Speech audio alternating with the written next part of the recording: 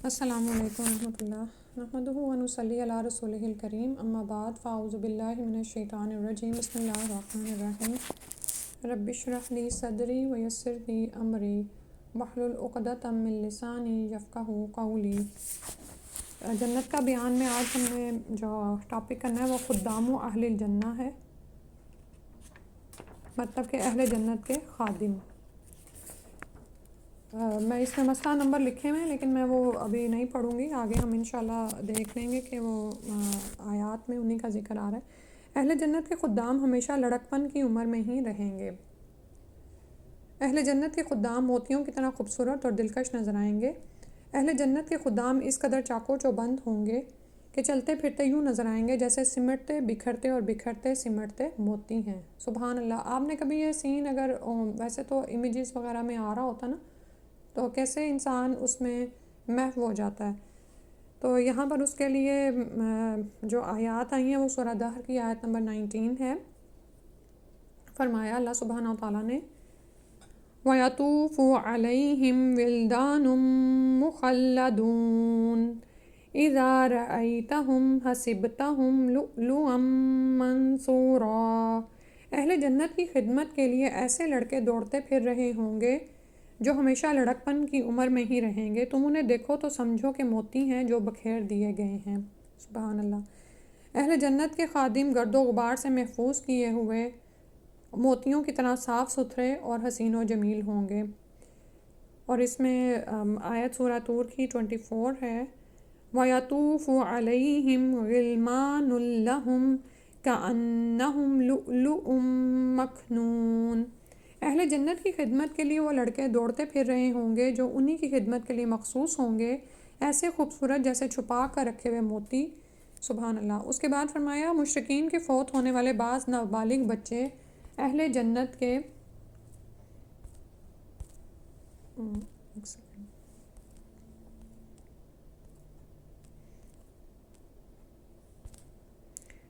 اہل جنت کے خادم ہوں گے، اور اس میں وہ حدیث لائے ہیں ان انس ابن مالک رضی اللہ عنہ قال سألت رسول اللہ صلی اللہ علیہ وسلم عن ضرار المشرکین۔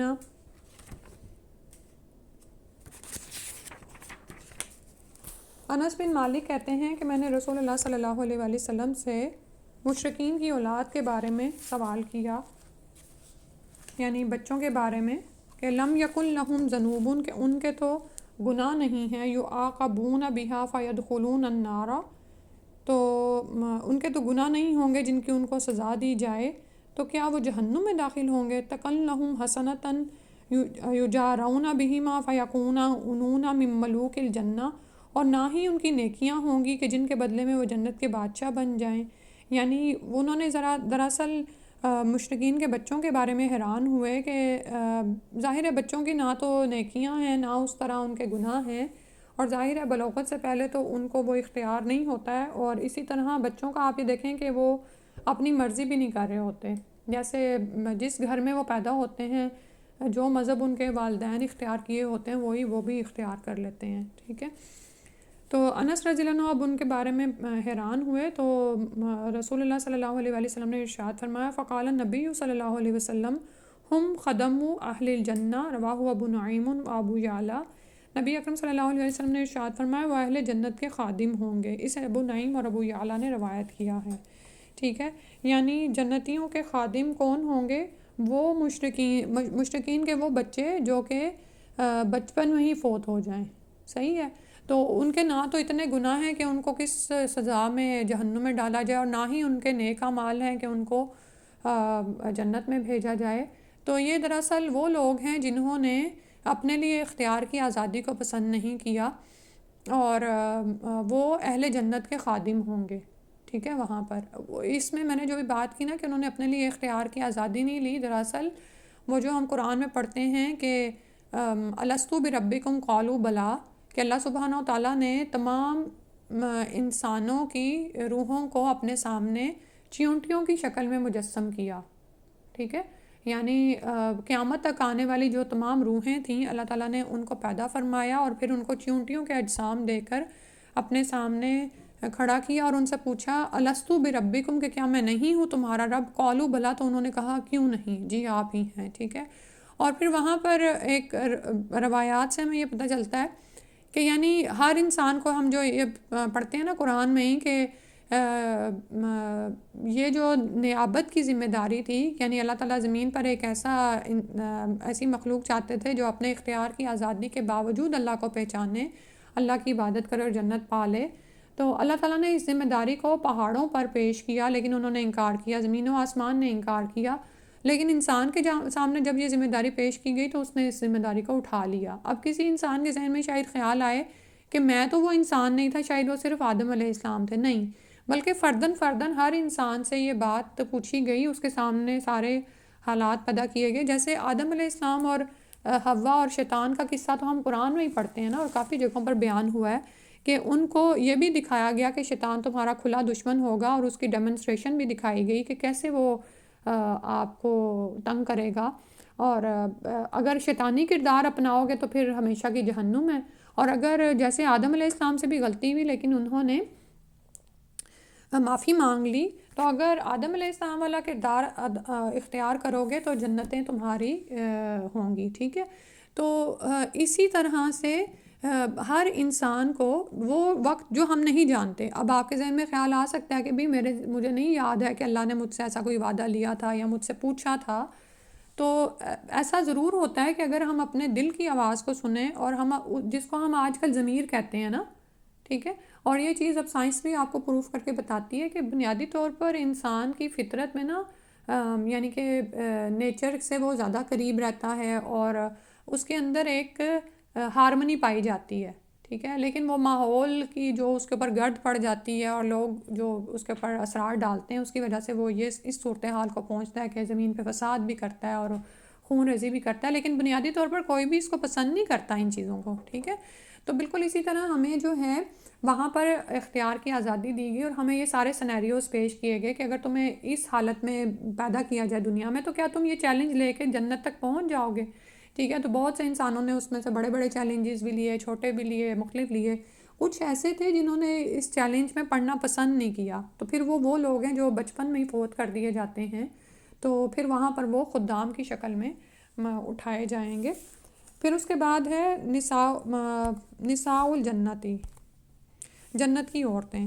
جنتی خواتین تمام ظاہری آلائشوں مثلاً حیض، نفاس وغیرہ، اور باطنی آلائشوں مثلاً غصہ، حسد، سوکناپا وغیرہ سے پاک صاف ہوں گی۔ یعنی ابھی جیسے بات ہو رہی تھی نا کہ شیطان ہر وقت ہمیں کسی نہ کسی وسوسے میں ڈالے رکھتا ہے، اور بہت بھی ہم نیکوکار ہوں تو آپ یہ دیکھیں کہ آپس میں ہی بہت سارے غصہ اور حسد، اور خاص طور پر جہاں پر سوکنے ہوں ان کے آپس میں بھی یہ چلتا رہتا ہے۔ اور اسی طرح دنیا میں جو خواتین ہیں، بہت بھی ہم پاک صاف رہنا چاہیں تو جسمانی آلائشیں لگی ہوئی ہیں، لیکن جنت کی خواتین ان سب سے پاک ہوں گی۔ اور تو فرمایا سورہ البقرہ کی آیت نمبر 25 ہے، وَلَهُمْ فِيهَا أَزْوَاجٌ مُطَهَّرَةٌ وَهُمْ فِيهَا خَالِدُونَ، کہ ان کے لیے وہاں پاکیزہ بیویاں ہوں گی جہاں وہ ہمیشہ ہمیشہ رہیں گے۔ جنت میں داخل ہونے والی خواتین کو اللہ تعالیٰ نئے سرے سے پیدا فرمائیں گے، اور وہ کنواری حالت میں جنت میں داخل ہوں گی۔ جنتی خواتین اپنے شوہروں سے ملاقات کے بعد بھی ہمیشہ کنواری حالت میں رہیں گی۔ سبحان اللہ، یعنی کہ آپ یہ دیکھیں کہ جس طرح سے وہاں پر جنت کے پھل ہیں، انسان ان کو کھا بھی لے پھر بھی وہ اس کے بعد بھی دوبارہ اسی طرح سے پورے ہو جاتے ہیں، تو اسی طرح خواتین کے لیے بھی کیا ہے کہ یعنی وہاں کی جو شادابی اور تازگی اور حسن ہے نا وہ برقرار ہی رہے گا۔ سبحان اللہ۔ جنتی خواتین اپنے شوہروں کی ہم عمر ہوں گی، اور جنتی خواتین اپنے شوہروں سے ٹوٹ کر پیار کرنے والی ہوں گی۔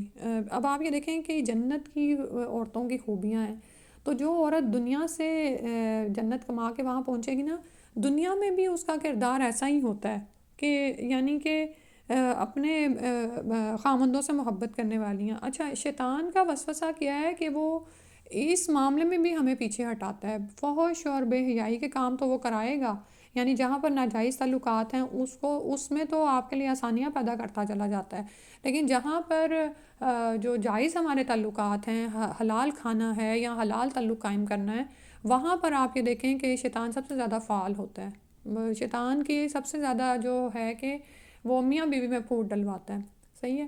اور ہم دیکھتے ہیں کہ کوئی نہ کوئی وسوسہ عورتوں کے مائنڈ میں آتا ہی رہتا ہے، نعوذ باللہ من ذالک۔ تو پھر یاد رکھیں کہ اگر جنتیں کمانی ہیں تو پھر ان چیزوں سے اوپر اٹھنا ہوگا، بلند مقاصد کے لیے جینا ہوگا۔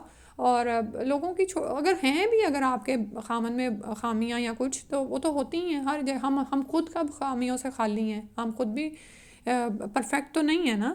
تو پھر ہم کیا کریں کہ ہم نظر انداز کرنا سیکھیں۔ کیوں؟ کیونکہ ہم جنتیں چاہتے ہیں۔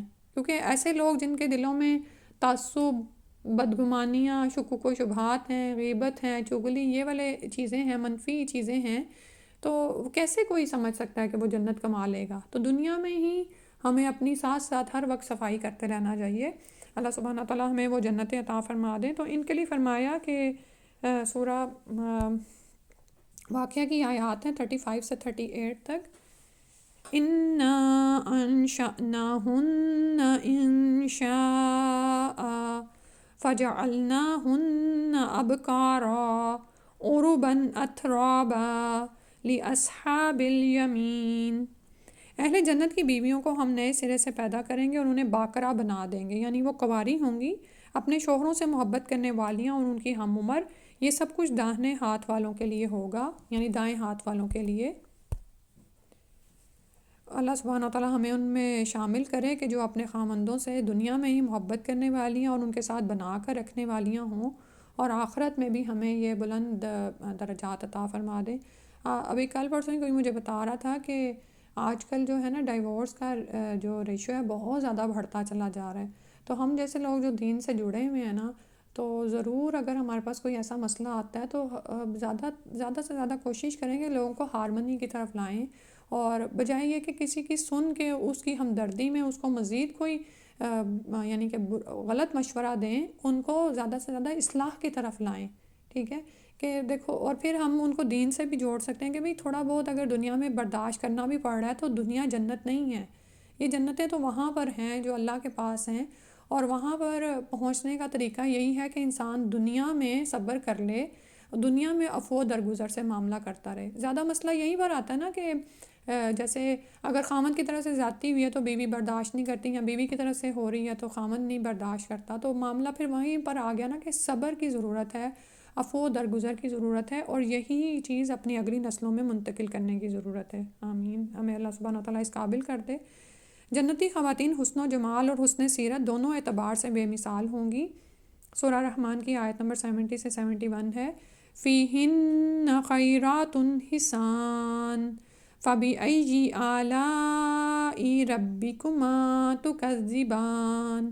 جنت میں اہل جنت کے لیے خوبصورت بیویاں ہوں گی، پس اے جنو انس تم اپنے رب کی کن کن نعمتوں کو جھٹلاؤ گے۔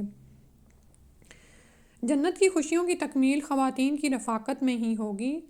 فرمایا سورہ زخرف کی آیت نمبر 70 ہے، ادخلوا الجنت وازواجکم تحبرون۔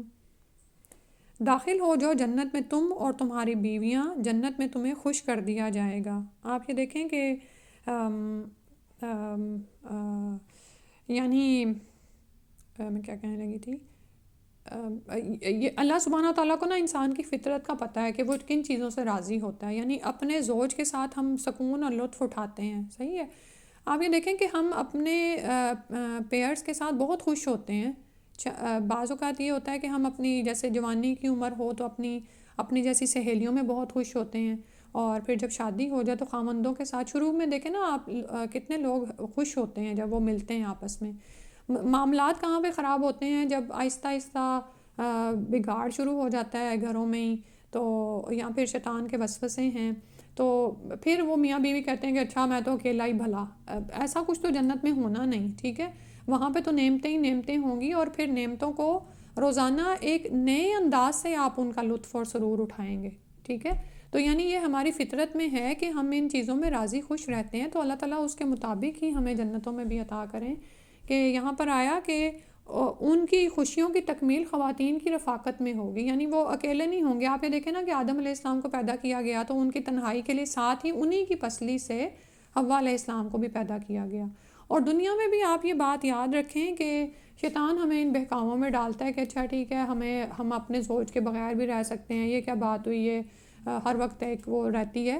لیکن آپ یہ دیکھیں کہ جب انسان عفو و درگزر کا معاملہ کرتا ہے اور آپ کے حالات ٹھیک ہو جاتے ہیں تو آپ اس کیفیت میں زیادہ خوش رہتے ہیں، بجائے یہ کہ کھینچا تانی ہر وقت چلتی رہے، آپ بھی ناراض ہیں، وہ فریق ثانی بھی ناراض ہے، اور گھر میں ایک جب ٹینشن کی سچویشن ہے تو اللہ سبحانہ تعالیٰ ہم ہی خود ہی پہل کریں. ضروری نہیں ہوتا کہ آپ اس بات کا انتظار کرتے رہیں کہ فریق ثانی ہی اس کو معاملات کو درست کرے گا.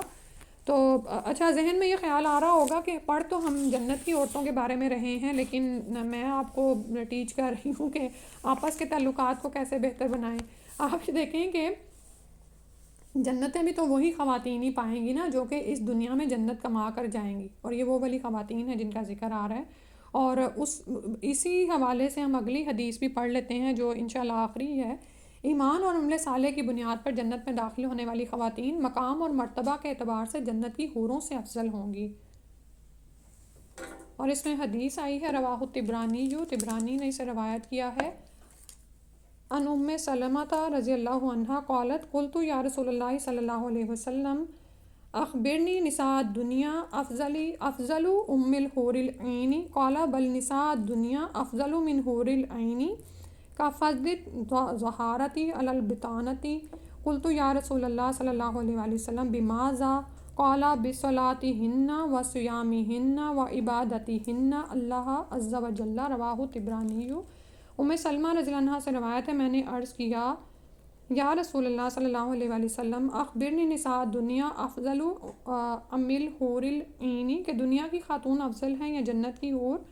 قال رسول اللہ صلی اللہ علیہ وسلم نے ارشاد فرمایا بل نساء دنیا افضل من الحور العین کفضل الظہارۃ علی البطانۃ، کہ دنیا کی خاتون کو جنت کی حور پر وہی فضیلت حاصل ہوگی جو ابرے یعنی باہر والے کپڑے کو استر یعنی اندر والے کپڑے پر حاصل ہوتی ہے. ٹھیک ہے، سمجھ آ گئی. الظہارۃ ظاہر کپڑے کو، علی البطانۃ باطن یعنی اندرونی کپڑے پر ہوتی ہے. یہ آپ کو سمجھ آ گئی ہوگی کہ جب ہم ریشم کے سوٹ سلواتے ہیں یا ویلوٹ کے آج کل لوگ پہنتے ہیں تو ان کا اندر جو ہوتا ہے وہ استر لگایا جاتا ہے تاکہ انسان کے جسم کو سکون رہے. جیسے ریشمی کپڑا ہوتا ہے تو اس کے نیچے آپ ململ کی استر لگاتے ہیں، یا ٹرانسپیرنٹ جو بھی نیٹ کے سوٹس ہوتے ہیں اور اوپر سے بڑے شائنی، اور اوپر بعض اوقات بیڈز کا اور موتیوں کا اور سونے چاندی کے کام بھی آج کل تو تاروں کے ہو رہے ہیں. لیکن آپ کو پتہ ہے کہ وہ ڈائریکٹ نہیں پہنے جاتے بلکہ اندر ان کے ململ کا یا کچھ، اب تو خیر ان کے بھی نام مختلف نکل آئے ہیں، مجھے نہیں یاد ہے، لان وغیرہ کے کپڑے سلوائے جاتے ہیں. اور وہ اندر والے کپڑے کیسے ہوتے ہیں؟ وہ بس یہ ہوتا ہے کہ جسم کو سکون دے، اور بعض اوقات وہ بڑے ہی سستے قسم کے آتے ہیں. ٹھیک ہے، یعنی تو سبحان اللہ یہ فضیلت ہے کہ اگر اس کو آپ اس طرح سے سمجھیں کہ بعض اوقات جو آپ کے پاس فینسی سوٹ آتا ہے نا، تو بعض اوقات تو ٹھیک ہے اندر بہت اچھا بھی کپڑا لگا ہوتا ہے، لیکن بعض اوقات یہ ہوتا ہے کہ اگر آپ یہ بیڈز والا اور خوبصورت سا کپڑا الٹا کریں نا تو وہ بالکل ہی سچویشن ہی چینج ہو جاتی ہے، اور بندہ کہتے ہیں یہ تو کسی کام والی کا اندر والا سوٹ لگ رہا ہے. تو سبحان اللہ یہاں پر یہ مثال دی گئی کہ جنت کی دنیا کی خاتون جو جنت کما کر وہاں پر پہنچے گی اس کی فضیلت حور پر اتنی زیادہ ہو جائے گی. سبحان اللہ. تو وہ کہتی ہیں کہ قلت یا رسول اللہ بماذا، انہوں نے عرض کیا کہ یا رسول اللہ ایسا اس کی کیا وجہ ہے؟ قالا، تو رسول اللہ صلی اللہ علیہ وسلم نے ارشاد فرمایا ان کی نمازیں روزیں، بصلاتہن ان کی نمازیں، وصیامہن اور ان کے روزے، و عبادتہن اور ان کی عبادتیں، اللہ عز و جل جو انہوں نے اللہ عز و جل کے لیے کی. ٹھیک ہے، سبحان اللہ. تو یعنی یہاں سے جو خاتون وہاں جائے گی نا وہ تو جنت کما کے پہنچے گی نا، تو پھر اس کے تو رتبے ہی اور اس کی فضیلتیں ہی بڑھ جائیں گی. اور وہ رتبے کیسے کمائے گی؟ جیسے بھی میں کہی تھی نا کہ میں کیوں اس پر فوکس کرا رہی ہوں، حدیث کا مفہوم ہے. اب حدیث میرے آگے نہیں ہے کہ عورت سے کیا مطلوب ہے کہ نمازیں روزے کرے اور خامد کو راضی رکھے اور جنت کے جس دروازے سے چاہے داخل ہو جائے. ٹھیک ہے، یہی امتحان ہے عورت کا اس دنیا میں. تو نمازیں روزے اور دوسری جو بھی عبادتیں ہیں وہ انسان کرتا رہے. ہاں یہ بات ہے کہ غیر شرعی معاملات میں والدین یا خامند یعنی جن کے درجات ہم سے بلند کیے گئے ہیں ان کی بات نہیں مانی جائے گی. ٹھیک ہے، جب تک کہ ان کی جو بات ہے یا ان کی اطاعت اللہ کی اطاعت کے اندر رہے. ٹھیک، جزاک اللہ خیر. اب انشاءاللہ نا ٹائم زیادہ ہو گیا تو ہم کتاب الجہنم نہیں پڑھیں گے، وہ انشاءاللہ نیکسٹ ٹائم کے ساتھ ملا کے پڑھ لیں گے۔ دعا پڑھ لیتے ہیں۔ سبحانک اللہم و بحمدک اشہد ان لا الہ الا انت استغفرک و اتوب الیک۔ السلام علیکم و رحمۃ اللہ۔